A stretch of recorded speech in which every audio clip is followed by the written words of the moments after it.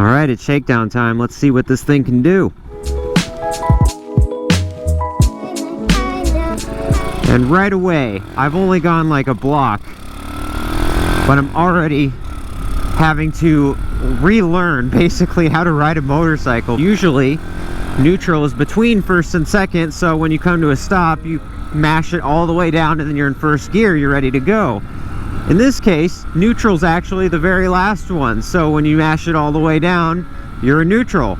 So already, twice now, I have had the lovely feeling of going to start from a stop just to realize that I'm in neutral. I'm also noticing that my gearing needs to be addressed. Stock, the CT-70 comes with a 15-tooth front sprocket, which would be perfectly fine with a 70cc engine, but this is double that. I really need to lengthen the gearing by making it taller in the front. Besides the immediate things that I notice, there are a few other objectives that I want to do with this shakedown. Number one, of course, is to break in the engine. That's just to ride it. Also shakedown in the sense that I want to make sure all the bolts are tight. At the same time, I'm doing a range test.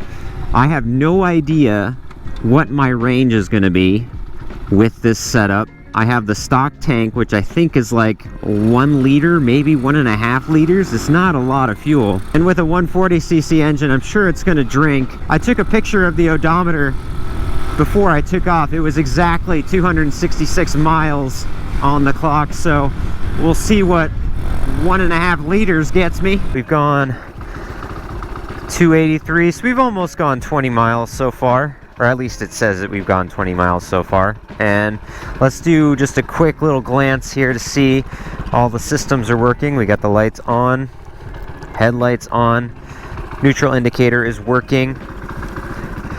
I don't think I mentioned this earlier, but I did add front blinkers.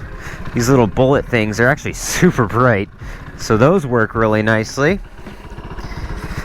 Same thing in the rear, not as bright, but hey, it works. Same for the right side.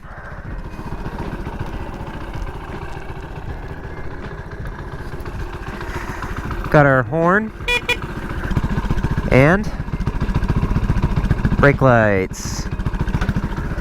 Nice. Overall, this thing is running really nicely. Absolutely no leaks. It just has that carburetor smell. Nothing can really be done about that, but everything else is perfect. This is awesome. Let's keep going.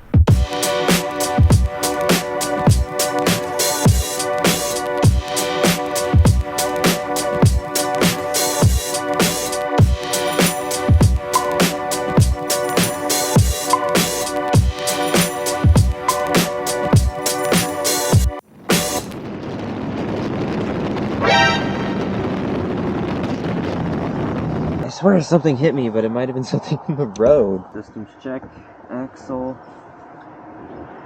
exhaust is on, kickstand's on, shifter's on. Ah, well, that's why we do shakedowns. Could have picked a better spot though. I'm literally like in the middle of this long stretch. It's not a huge deal, but it will be the more this vibrates. I did not tighten this oil cooler bracket tight enough. Well, we'll figure something out. A few moments later. Crisis averted. A zip tie was all that it took. Found one. Let's keep going. Let's go to the next objective, I think, which is coffee. It's early in the morning. I think I found just the place.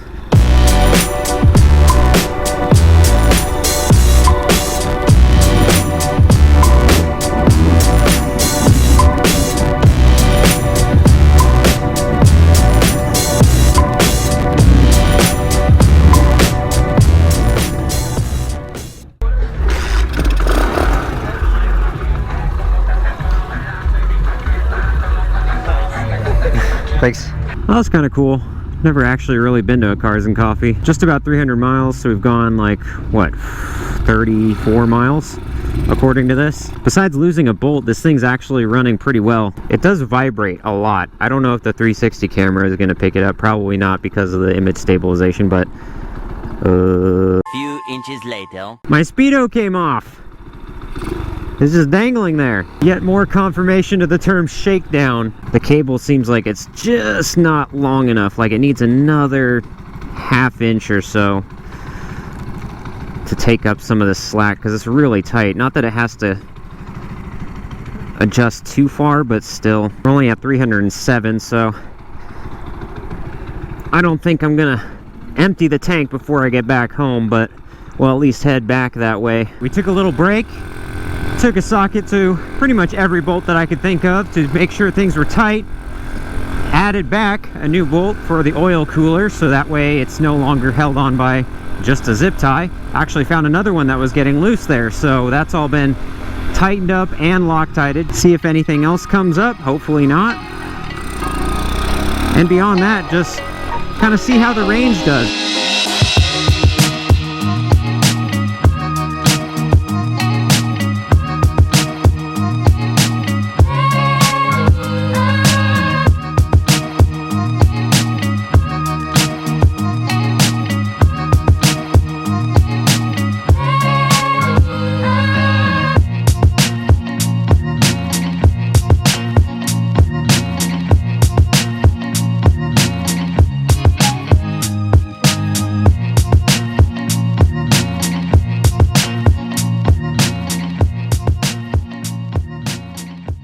Alright, we've done a good amount of start and stop, if I'm honest. I picked the wrong time to get out, but took out the phone, so I did it again. That's stupid neutral. But now I have my phone out with the Speedo app on it, so I can see how accurate or inaccurate the bike's gauge is. If it's within like 5 miles, I'll be happy. 23 on the phone, 24. 25, and it looks like it's showing just between 25 and 30 there, so not bad actually. Might be overestimating just a hair, but close enough, man. Later. Some time has passed. Quick update, we're at 351 or 352 actually miles on the clock, and it's starting to stumble a little bit. Oh, just like that. Oh, I think I caught it. Yep. It died. I kind of knew something was coming up. And lo and behold, I believe I'm out of gas. Yep, that's it. We did it. 352 miles. 86 miles. Yeah, I knew it was going to be less, but that's like half. I knew I would eventually be running out of gas, so brought some fuel to give me enough to go to the gas station or to get back home. Whoops. That one goes there. Should be good to go now. I think that turned out to be a pretty successful shakedown. We learned quite a few things. I learned that Loctite is very necessary, and just discovered that I can only go 86 miles to the tank. There's a few other small things, of course, too. Just comfort and getting used to the gearbox for sure. I need to address the clutch cable too, because it's just a little too long with these bars being so short. We'll address all of that in another episode. So until then,